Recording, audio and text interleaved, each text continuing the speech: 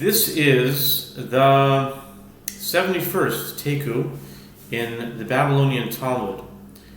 And a Taiku is an unresolved question, an unanswered question, a question that, as tradition has it, we need to wait until the coming of Messiah to get the answer. And on many of these Taikus, I have my own personal questions on actually why they're Taikus, and I leave them in this video, in this session that I'm doing, so that we can go back and look at the questions that I have on the Taikus. So I think that if the Taikus are answered, also I would imagine also our personal questions on those questions would be answered as well. And this Taiku is the 71st Taiku, meaning if you count, there is a rabbi who wrote a book, he compiled all the Taikus and put them into one book called, interesting and very simply, Taiku. And straightforward, I guess, is what I was looking for. Taiku. And he compiled all the Taikus in Shas. 317 are listed. This is the 71st. If you start from Brachot, 8a at the bottom, and go through all of them. He lists also the amount of Taikus in each tractate, and the book is available online for free. If you type in Rabbi Aharon Yeshua Pessin Taiku, you'll probably get to it somehow. So the 71st Taiku, and I'm taking it from his book, so I'm trusting that it's correct. So take the 71st Taiku in Babylonian Talmud is in tractate Ketubot or Kesubis. Some people say Kesubis, and some people say Ketubot. Just depends on your pronunciation. I've come to use both pronunciations, and so I say both. Ketubot 39a. Daf Lamed Tes Amud Aleph, or Lamed Tet Amud Aleph. With the words Ve'ezohi Ketana. Ve'ezohi Ketana Mibat 11 shana V'yom echad ad 12 שנה ויום אחד פחות מכאן ויתר על כן משמשת כדרכה והולכת דברי רבי מאיר וחכמים אומרים אחת זו ואחת זו משמשת כדרכה נכס מן השמיים ירחמהו משום שנאמר שם וסיים השם. Okay, this is slightly adult or mature content, so your discretion advised. Okay, the Braita further say, and also I make a disclaimer that whenever I read the Talmud, whether it's Daf Yomi or whether it's these Taikus, which are the different pieces of the Talmud, I make a statement, a disclaimer, taking away the responsibility of me agreeing or disagreeing, but definitely not agreeing to anything that it just says. I'm reading it. It's a project for me to make the Talmud known and let the viewer use their judgment on what the Talmud is saying. I also don't want to encourage any negative feelings against it, as many have. Many have tried to expose the Talmud for its indecent whatever, its hatred towards Gentiles and sexual deviant stuff.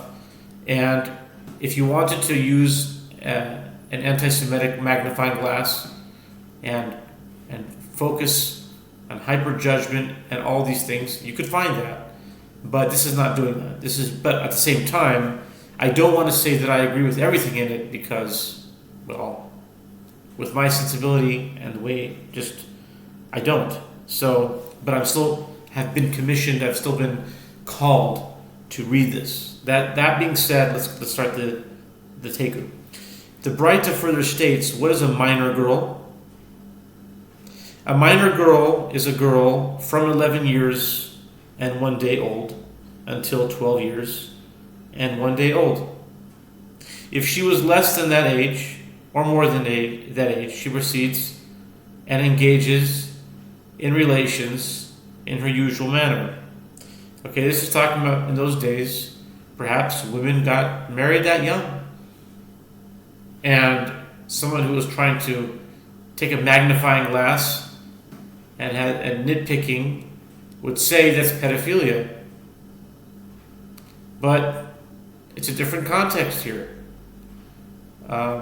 So it says that she engages in relations in the usual manner. I guess that's what, this is a statement of Rabbi Meir, and the rabbis say both this woman and that woman, meaning in all cases of these women, she proceeds and engages in relations in her usual manner, and from heaven they will have mercy and prevent any mishap due to the fact that it is stated,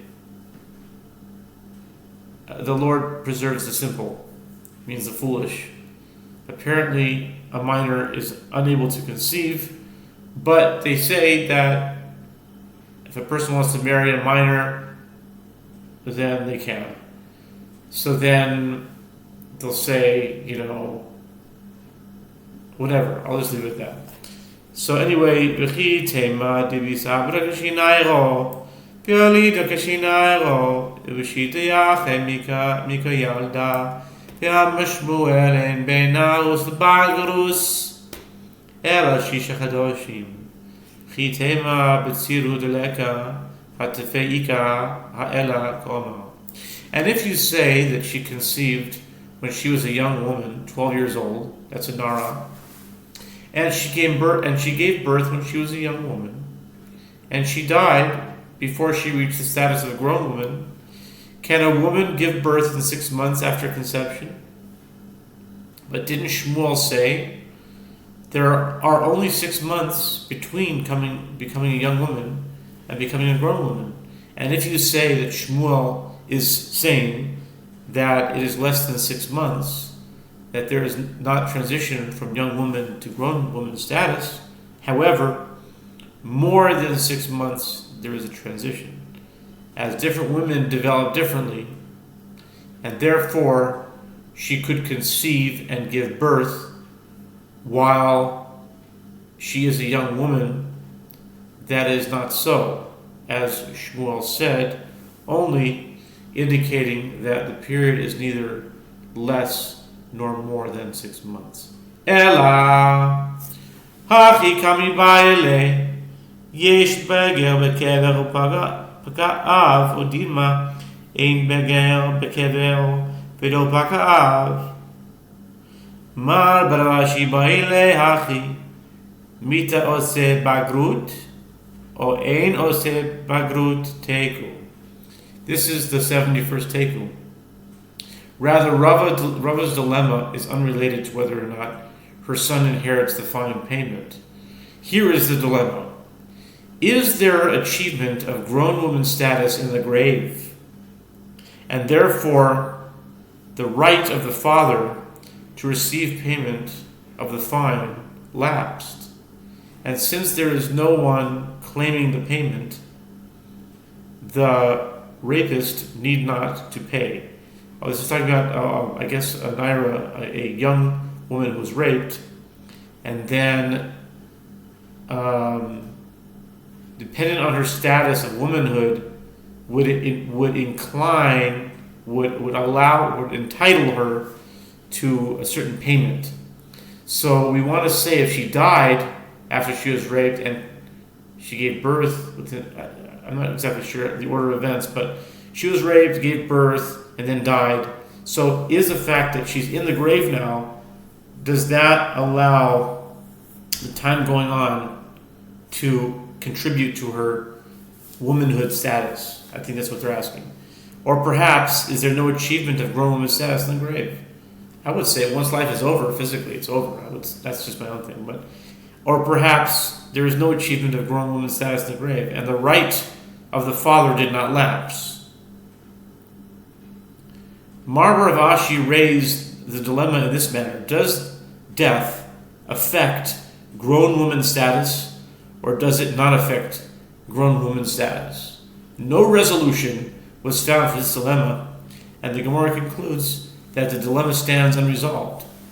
We must wait for the Messiah to come, Elijah the prophet, to herald his appearance, his arrival, and may it be soon in our day.